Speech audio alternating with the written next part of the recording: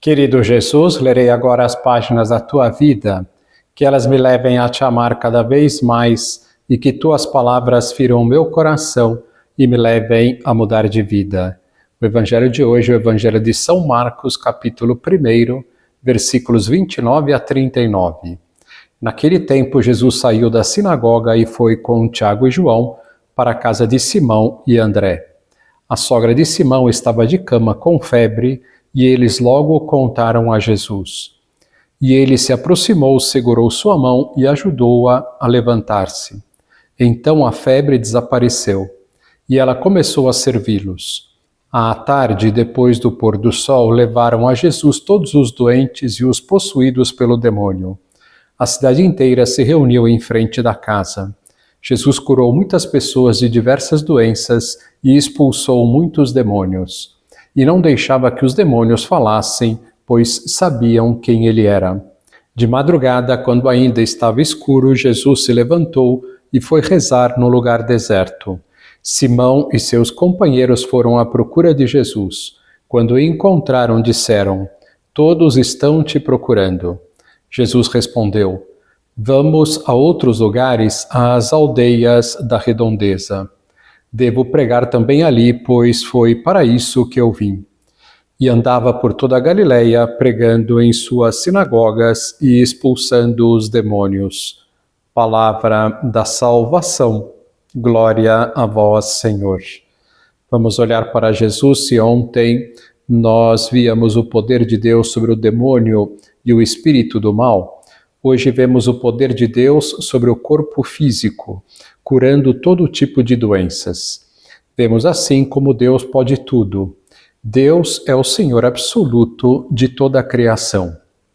Saber que Deus pode tudo em todos os âmbitos e saber ao mesmo tempo que é nosso Pai e nos ama com um amor infinito, nos enche de uma profunda paz.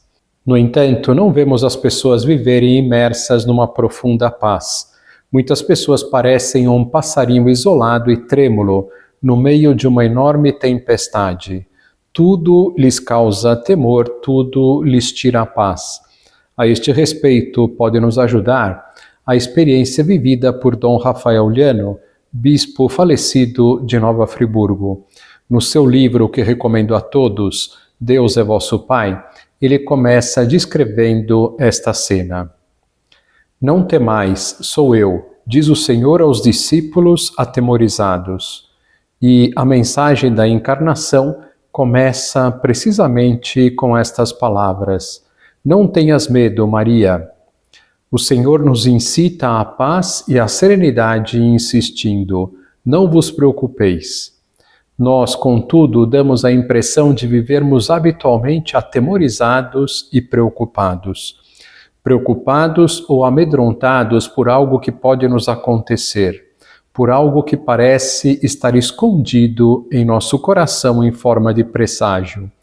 O receio de uma doença, de ficar desempregado, de fracassar no trabalho ou nos estudos, de perder um amor ou de não encontrá-lo, de não ter a aceitação, a popularidade ou êxito que desejamos, de não progredir, o temor de ficar parados numa via morta, de marcar passo no caminho da vida, de ficar sozinhos, abandonados, de envelhecer, de morrer. Jesus, porém, parece estar nos dizendo continuamente: "Quanto a vós, até mesmo os vossos cabelos foram todos contados." O Senhor continuamente nos repete, como fez com os discípulos: "Meus amigos, eu vos digo, não tenhais medo." Ou como proclamou aos pastores: "Não temais." Quando não vivemos ao lado do Pai, quando perdemos a consciência da filiação divina, sentimos-nos com frequência dominados por um sentimento de desamparo, de medo, de solidão. A esse respeito, tive uma experiência pessoal, à qual já fiz referência em outra ocasião. Pregava um retiro numa fazenda de Miguel Pereira, próxima ao Rio de Janeiro, e, estando já deitado, escutei um gemido lancinante que provinha do jardim.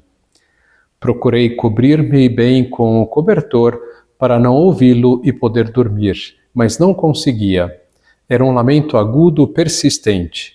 Parecia o pranto de uma criança. Que estranho. Levantei-me. No meio da noite escura, o lamento parecia-me mais dramático e menos humano. Fui me aproximando pouco a pouco enquanto o gemido lastimoso ia aumentando. De repente encontrei no meio da relva um cachorrinho assustado, abandonado e trêmulo de frio.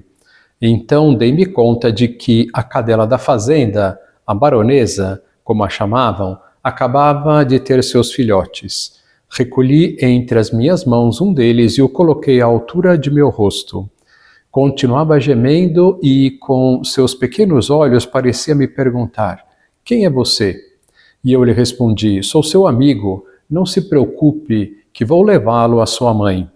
E comecei a acariciá-lo enquanto ele agitava alegremente o rabinho e farejava meu rosto.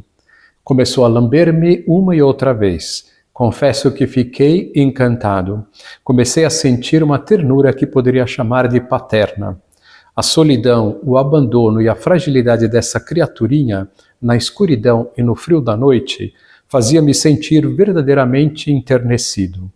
Coloquei então o cãozinho no peito da baronesa e ele começou a mamar esfomeadamente.